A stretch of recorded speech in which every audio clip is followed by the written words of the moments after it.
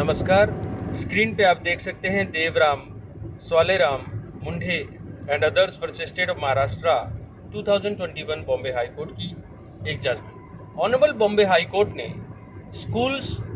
को ये कहा कि अगर आप क्वालिटी एजुकेशन जो कि फंडामेंटल राइट है हमारे स्टूडेंट्स का, उस पर फोकस करें, ना कि केवल समाज से आपको शिकायतें हों कि स्कूल के आसपास किसी ने रेस्टोरेंट खोल दिया, वहाँ लिकर सर्व हो रहा है, तो बच्चों का ज़्यादा उद्धार होगा। ऑनरेबल बॉम्बे हाई कोर्ट ने कहा आर्टिकल 19(1) का जी आपको यानी कि इस देश के सिटीजन को काम करने का अधिकार देता है, और अगर वो लाइसेंस्ड है, अगर वो गैर कानूनी तरीके से नहीं हो रहा, तो मेयरली ये कहना कि बच्चों का मॉरल वैल्यूज़ ख़राब होगा, तो इसीलिए उसको विसिनिटी से हटाया जाए, रेस्टोरेंट को लिकर सर्व ना करने दिया जाए, तो ये गलत संदेश देगा। रादर उन्होंने कहा जो मैं पैन इंडिया आउटरीच प्रोग्राम के तहत अपने पैरालीगल वॉलंटियर्स के तहत हमारे स्कूल के टीचर्स, हमारे कॉलेज के जितने भी लेक्चरर्स हैं या यूनिवर्सिटी के हमारे प्रोफेसर्स हैं, उन सब से गुजारिश करूंगा, बच्चों को केवल क्लर्क या एसएससी के एग्ज़ाम या फिर आईएएस या जजेस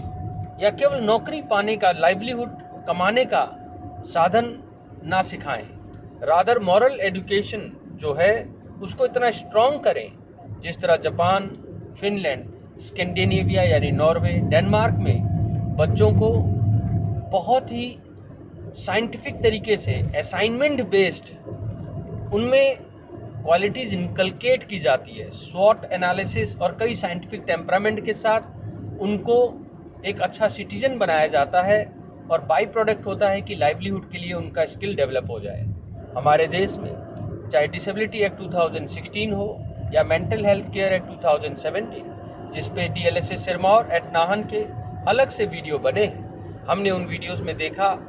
कि होलिस्टिक 360 डिग्री एजुकेशन हमने डिफरेंशियली एबल्ड यानी स्पेशली एबल्ड बच्चों के लिए भी रखा है। तारे ज़मीन पर आपने अगर चित्रपट देखा हो तो हमने देखा कि हर बच्चों की ज़रूरतें अलग हैं, यानी कि स्किल पे फोकस होना चाहिए, क्वालिटी एजुकेशन देना चाहिए। कोरोना के दौरान 12 लाख से ज़्यादा लड़कियां ड्रॉप आउट हुई हैं और वो प्रोस्टिट्यूशन में धकेली जा रही है। तो हमें इंटरनेट के थ्रू एजुकेशन को फंडामेंटल राइट, जैसा ऑनरेबल कर्नाटक हाई कोर्ट ने एक्नॉलेज किया, उसको ध्यान में रखते हुए बच्चों के बीच में अपने अपने सामर्थ्य के अनुसार उनको इंटरनेट और लैपटॉप या स्मार्टफोन प्रोवाइड कराना चाहिए, और उनके सिलेबस में केवल लाइवलीहुड की चीज़ें नहीं, मैथ, फिजिक्स, केमिस्ट्री, बायोलॉजी के अलावा मॉरल वैल्यूज़, देश की संस्कृति, सभ्याचार, सभ्यता और सेल्फ एस्टीम पे वर्क करना चाहिए, ताकि साइंटिफिक टेम्परामेंट जो है नई एजुकेशन पॉलिसी में जो क्रिटिकल थिंकिंग पे जोर दिया गया है, हमारे जो जनरेशन है वो रैशनल हो